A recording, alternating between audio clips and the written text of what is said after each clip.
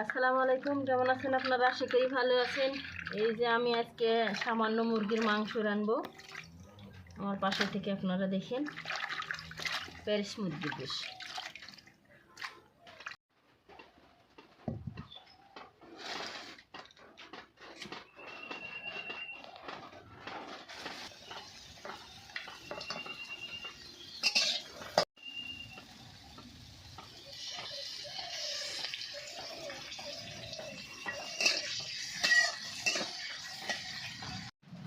এই যে ভাজনা তুলছে, আমরা গ্রামের মানুষ, আমরা কিন্তু ভাজনা পিষে দিই মুরগির মাংসে, তার সাথে দিব ধনে জিরে দিয়ে, এইভাবেই রান্না।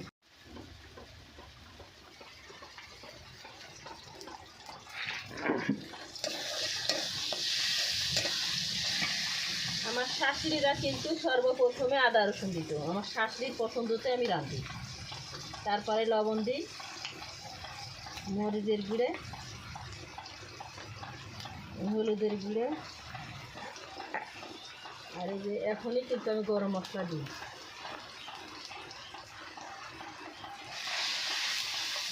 আমার শাশুর পছন্দ করে রান্না।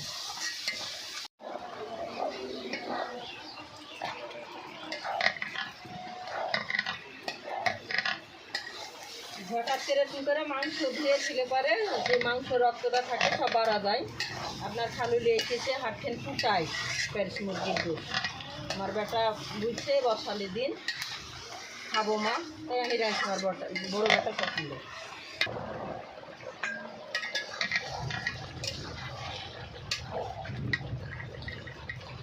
যে আমার বড়ো বেটা রসুন খাবে, নতুন রসুন।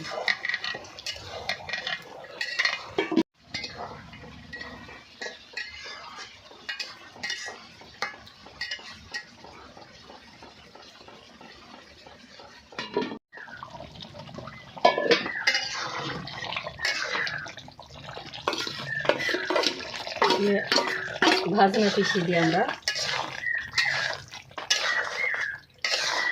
তার সাথে একটু ধনে জিরের গুঁড়োও দিব।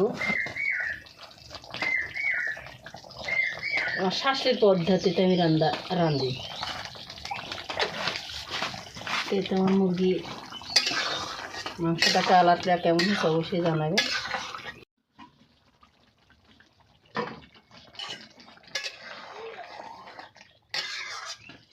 তো আমার রান্না শেষ।